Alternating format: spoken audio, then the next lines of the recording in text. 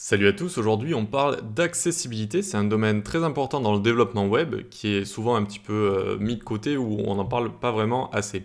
L'accessibilité, ça va être l'art de rendre votre site ou vos applications, toutes vos créations accessibles par toutes les personnes qui ont des handicaps. Ça peut être, on pense directement au handicap visuel, ça peut être par exemple ceux qui sont daltoniens, ça peut être ceux qui ont des problèmes de vue, mais ça peut être des problèmes aussi plutôt neurologiques, comme je dirais les problèmes d'attention, vous savez, les hyperactifs, etc. Si vous commencez à mettre des animations trop flashy, ça risque de perturber certains. Également, rentrer en compte dans l'accessibilité tout ce qui est créer un site pour qu'il puisse être visible dans plusieurs pays, avec des gens qui parlent plusieurs langues. Et en fait, c'est vraiment global. Alors là, je vous ai donné quelques exemples, mais ça touche beaucoup de monde, le terme accessibilité. Et même j'avais vu une vidéo d'un Américain qui parlait de ça et qui disait que un cinquième, donc 20% des gens qui vont sur le web eh bien, ont des problèmes d'accessibilité et voilà, des handicaps visuels, etc. Et donc, de manière générale, ils vont utiliser des outils, par exemple des liseuses d'écran, des screen readers, désolé pour l'accent en anglais. Donc des liseuses d'écran qui vont leur lire ce qui se passe sur l'écran, en fait, tout simplement, donc du texte, des images, et notamment tous les éléments importants, c'est-à-dire les liens et les boutons. Donc on va en parler, on va commencer tout de suite ici. Alors je vais grossir un petit peu, tac. On va parler par exemple ici des liens et des boutons. Des liens et des boutons. Souvent, et ça m'est arrivé, c'est vrai que depuis que je me suis intéressé à l'accessibilité, j'essaie de moins le faire, mais par exemple pour faire un bouton, j'ai déjà fait par exemple une div avec la classe btn comme ça, et j'ai écrit valider ici, et avec mon JavaScript, eh bien je m'occupais de tout ce qui est, alors peut-être pas une validation, mais ajouter un élément dans un panier, modifier un élément, supprimer un élément, eh bien c'est vrai que j'ai déjà fait ce genre de choses avec une div que j'utilisais comme bouton en fait. Et on-click ensuite en JavaScript, eh bien j'allais m'occuper de toute la partie logique. Eh bien ça, il ne faut pas le faire. Il faut utiliser les buttons comme ça. Et les buttons, ils ont un attribut type. Type, et donc on va utiliser button pour tout ce qui est par exemple ajouter un élément, supprimer un élément, modifier un élément. Tout ce qui est interaction, animation, création, etc. On utilise le type button. Et quand on est dans un formulaire, on utilise le type submit ici, d'accord, pour soumettre un formulaire. Et là, on peut mettre valider votre formulaire. Voilà. Très bien. Aussi, ce qu'il y a dans les éléments, c'est important, le texte qui est à l'intérieur. Si on met juste valider, déjà, ça peut être... alors, c'est pas mal à la fin d'un formulaire, mais il faut essayer d'être le plus précis possible. Et éviter de mettre, je sais pas, btn1 ou vraiment des choses qui n'ont pas grand-chose à voir, ou même mettre du texte qui veut rien dire à l'intérieur. Voilà, il faut essayer d'être le plus précis possible. Ok, donc ici, on va mettre valider votre formulaire. Nickel. Ensuite, les boutons, c'est bien, mais ce qui peut ressembler souvent à des boutons, ça va être des liens. Les liens, finalement, on peut avoir des liens qui ressemblent à des boutons, notamment dans la navigation, etc. Mais justement, ce qui diffère entre les boutons et les liens, c'est que les liens, ça sert strictement à la navigation. Et les boutons, comme on a au-dessus, ne devraient pas servir à la navigation. Ici, il ne devrait pas y avoir écrit aller à la page 1, aller dans le contact, etc., etc. Ça, c'est vraiment les liens qui sont réservés à ça. Ok ? Si je suis sur une page et que j'ai envie de descendre tout en bas de la page dans contact, eh bien je vais écrire par exemple hashtag contact. Si j'ai envie d'aller vers Google ici, tac, eh bien je vais prendre tout simplement Google là, hop, le mettre ici, sans le hashtag. Et ici je vais marquer lien vers Google. Ou aller à Google par exemple, tac. Et je vais même mettre un target est égal blanc. Alors, target ici, ça permet d'ouvrir tout simplement le lien sur une autre page à côté. Vous voyez, et hop, ça m'amène sur Google. Et donc, même combat sur les liens ici, évitez de mettre juste lien par exemple, ou juste Google comme ça. Essayez d'être assez explicite, essayez d'être tout le temps assez explicite. Et donc voilà, dans votre navigation, dans vos barres de navigation, vos headers, vos navbars, eh bien, il doit y avoir des liens, il ne doit pas y avoir des divs qui amènent quelque part, d'accord? Ça, c'est non. Voilà, donc ça c'est pour les boutons et les liens qui peuvent se ressembler mais qui ont ces différences-là. Un bouton, c'est soit pour un formulaire, soit pour des animations ou des interactions avec l'utilisateur et avec le state de vos applications, etc. Et les liens, c'est seulement pour se déplacer. Voilà, seulement pour se déplacer. Ok, très bien. Ensuite, ici, les inputs également, il faut être assez explicite, c'est-à-dire vous mettez un label, je ne sais pas, fort prénom par exemple. Ici, on va marquer entrée votre prénom. Et il faut éviter d'avoir des labels qui ont le même texte, d'accord. Évitez de mettre plusieurs inputs d'affilée avec des labels qui se ressemblent trop. Donc ici, je mets ID est égal prénom, et c'est très bien comme ça. Et donc, on évite d'avoir des labels qui ont exactement le même texte. On évite complètement ça. Voilà. Ensuite, on va passer à une partie 2 ici. Une partie 2, on va parler des langues de manière générale. Les langues. Alors, ici, on va avoir une balise HTML. Notre balise HTML, vous voyez qu'elle a un attribut. Et l'attribut langue ici, eh bien, on peut mettre EN, FR, on peut mettre espagnol, etc. Alors, c'est une bonne manière de faire. Il va falloir cibler les utilisateurs qui vont le plus utiliser votre site, qui vont le plus utiliser, c'est-à-dire la masse qui va parler le plus la même langue, d'accord? Si vous imaginez qu'il va y avoir 90% de français, vous mettez FR. Et exactement la même chose pour toutes les autres langues. Vous pouvez également, imaginons on a un site qu'on va plutôt cibler des anglais, donc on met EN ici, comme English, et là on va avoir par exemple un block quote où on va mettre une citation, et ici on va mettre une citation, je ne sais pas, en français par exemple, bon là je vais mettre juste un lorem ipsum, et donc notre block quote ici, on va mettre cet attribut qu'on peut utiliser, et on va mettre par exemple FR. À quoi ça va servir ici? Donc c'est juste pour le block quote qu'il y a ici, j'arrive pas à le prononcer, et en fait, on va avoir un site en anglais, la liseuse d'écran va tout lire en anglais avec un accent anglais, et si on ne met pas cet attribut langue FR, eh bien ça va le lire avec l'accent anglais. Ça ne va pas le lire en français en fait, enfin ça ne va pas le lire avec l'accent français. Donc ça va être difficilement compréhensible, et on va difficilement comprendre que c'est une citation comme ça. Voilà, donc vous pouvez faire ce genre de choses. Ensuite, utiliser les éléments sémantiques. Donc 3, la sémantique. Sémantique, c'est un mot qui, par définition, c'est des éléments qui veulent dire des choses, qui signifient des choses en fait. C'est la manière de signifier quelque chose. Et en HTML, on a plein d'éléments sémantiques qui sont trop peu utilisés. Par exemple, dès que vous faites une barre de navigation, vous entourez ça de nav. Dès que vous avez un header, donc un bloc tout en haut, ça peut être une navigation, hein, avec donc un header et à l'intérieur une navigation. Donc dès qu'on a quelque chose en haut, on met un header. Dès qu'on commence à créer des sections, moi j'utilise beaucoup sections pour chaque section d'un site ou d'une application. On va avoir également dans le même genre footer, donc header, footer ça va être tout en bas. Main, ça va être le contenu principal, ça aussi c'est assez intéressant. C'est là où on va pouvoir se focus, et donc encore une fois une liseuse d'écran, ça va bien expliquer, bien dire que c'est là où on a le contenu principal, c'est là où il va falloir être attentif en fait, où on va être concentré sur ce qui se passe. Et donc vous pouvez avoir également article ici, article, tag qui permet donc dès que vous avez envie de montrer des articles. Vous avez aside également, dès que vous avez une sorte de barre de navigation sur le côté ou un élément sur le côté, pour utiliser aside. Voilà. Donc les plus utilisés, enfin que j'utilise le plus moi, ça va être nav, header, section, footer, j'utilise aussi. Et après, il y en a que j'utilise un petit peu moins ici. Voilà, mais il faut essayer de les utiliser le plus possible. Encore une fois, pour les liseuses d'écran et aussi pour les robots de Google qui vont crawler votre site et qui vont comprendre que là, c'est une navigation, là, c'est une section, là, c'est le contenu important, et qui va repérer les keywords, donc les mots-clés, etc. dans tous ces contenus, et donc au final mieux vous placer dans ces résultats de recherche. Ah oui, je vous ai pas dit, mais l'accessibilité, Google met de plus en plus, année après année, et les moteurs de recherche de manière générale, l'accent dessus, et si vous avez une mauvaise accessibilité, vous allez être moins bien noté, et c'est de plus en plus sévère, donc il faut y faire attention pour ça également. Ensuite, 4, on va avoir le focus. Le focus, c'est un pilier de l'accessibilité, c'est-à-dire que ici, si je commence à avoir des liens, hop, ici, alors je l'ai fait pointer vers rien en mettant juste le hashtag ici, c'est pour la présentation. Donc là, je mets accueil, et je mets par exemple service et contact. Et en dessous, je vais avoir des boutons, tac, button, avec à chaque fois un type est égal button. Et ici, je vais écrire ajouter un produit, tac, hop, et je peux écrire par exemple modifier et supprimer. On imagine un panier d'un site e-commerce comme Amazon ou quoi que ce soit, supprimer ici, très bien. Donc les liens et les boutons sont des éléments importants en accessibilité. Comment on va voir tout ça? Alors déjà je vais mettre le reste en commentaire, histoire qu'on ait juste ce que je viens de coder. CTRL-C pour mettre en commentaire rapidement, CTRL-C, CTRL-KU, CTRL-C. Ok, donc là on voit qu'on a nos liens et nos boutons qui sont les uns à la suite des autres, vu que c'est des éléments de display inline.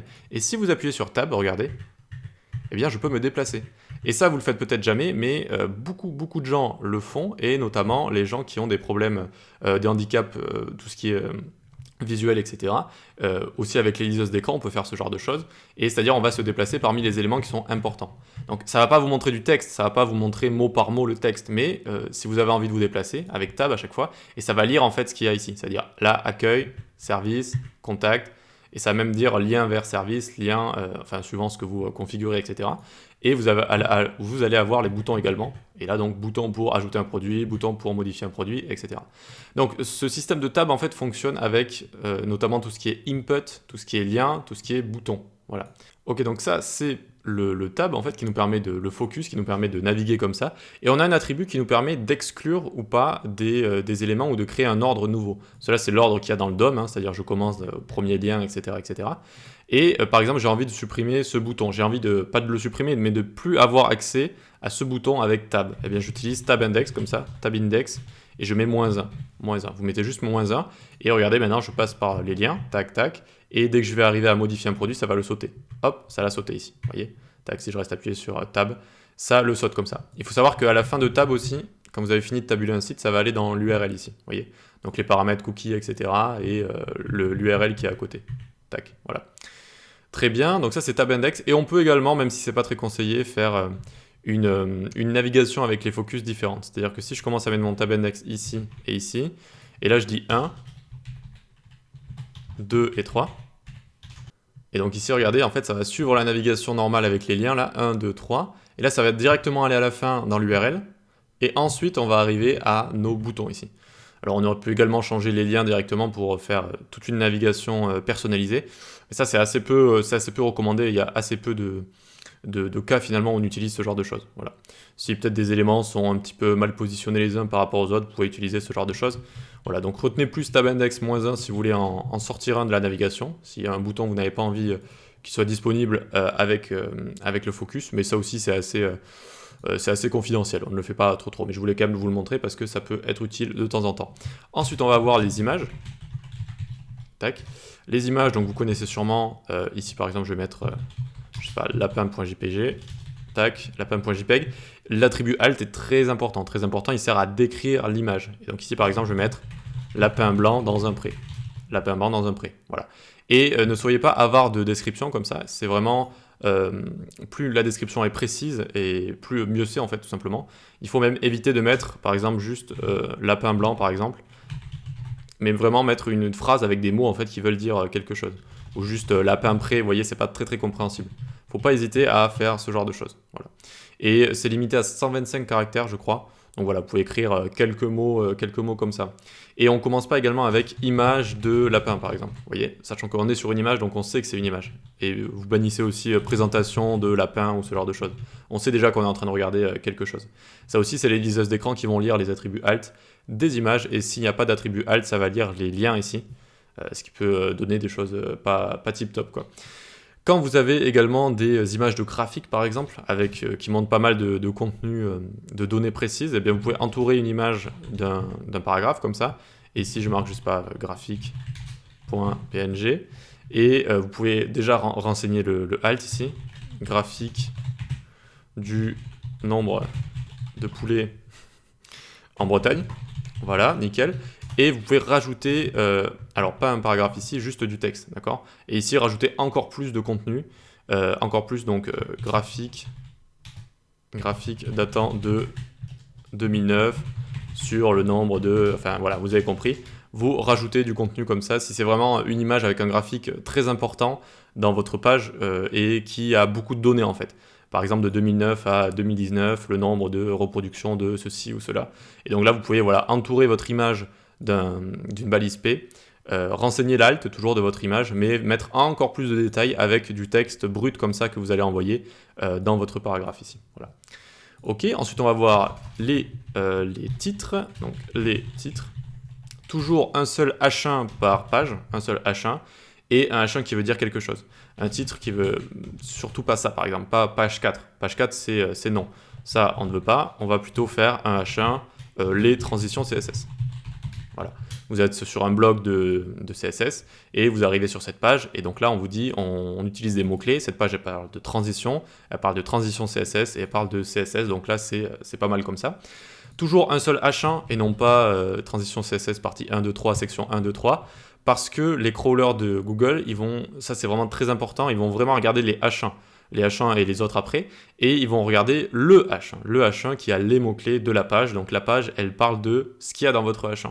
Si vous commencez à avoir plusieurs H1 avec des mots différents, etc., il va rien comprendre et ça va moins bien vous noter. Donc ça, c'est aussi du SEO. Hein. C'est aussi du SEO. Et aussi, il faut essayer de respecter tout ce qui est une suite, en fait. On passe pas d'un H1 au H6 comme ça. Il faut essayer de passer au H2 dans la mesure du possible. Hein. H2, ensuite H3, etc., etc. Et donc les H2, on peut en mettre par exemple 2. Les H3, vous pouvez en utiliser 3. Et imaginons les H6, vous pouvez en utiliser beaucoup plus. D'accord ? Donc le H1, c'est le seul qui doit être unique. Les H2, on essaie d'en avoir 1, 2 ou 3 maximum. Et ensuite, plus vous descendez, plus vous pouvez vous autoriser à en créer. D'accord ? Toujours en respectant les mots-clés, etc. sur vos titres. Voilà pour ça, très bien. Ensuite, donc, c'est tout ce que je voulais dire sur les titres. On va pouvoir venir divers. Voilà, une partie où je vais vous montrer des informations diverses sur l'accessibilité. Toujours avoir des couleurs bien contrastées. Donc, je vous ai pris un site pour ça. Tac, je vous le mettrai en description. Alors, c'est pas le plus simple. Mais c'est un site en fait qui propose des couleurs. Alors ici, si j'ai juste noir et blanc, si je dis pas de bêtises, il va me mettre juste, alors reverse random. Ah voilà, random. Vous pouvez cliquer sur random, en fait, ça va vous donner des couleurs au hasard.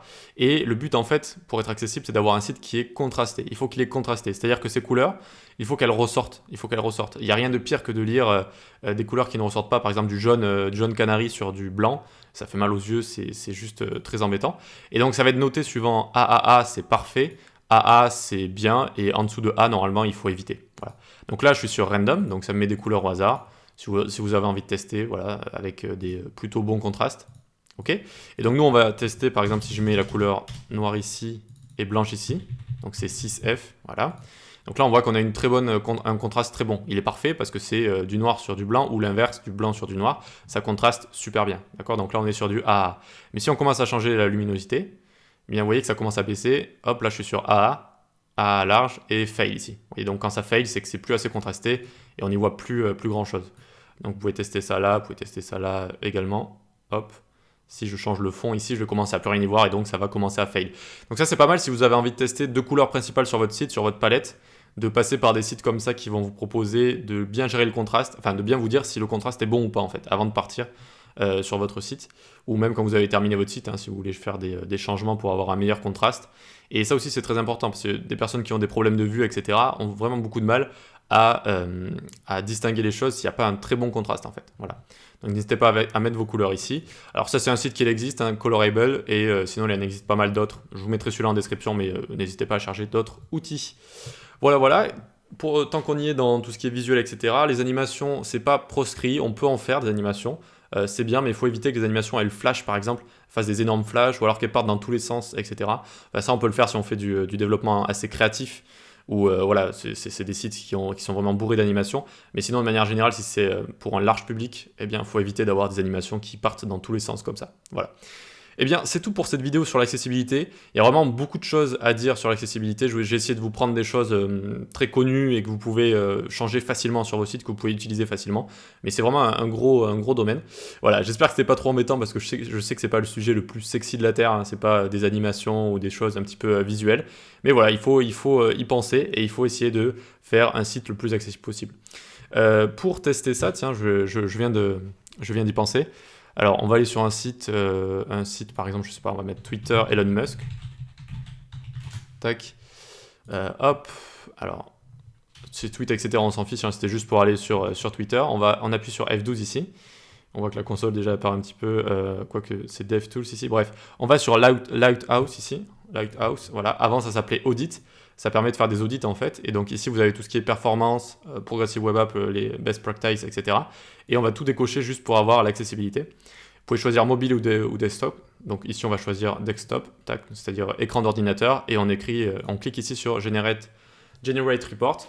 Décidément, mon anglais aujourd'hui, il n'est pas top.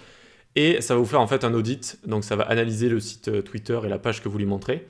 Et là, vous voyez que Twitter, eh bien, il y a une accessibilité de 59, ce qui est pas bien. Ce qui est pas bien. Et ça va vous montrer des choses, en fait. Alors, c'est vrai que je n'ai pas parlé de ARIA aujourd'hui.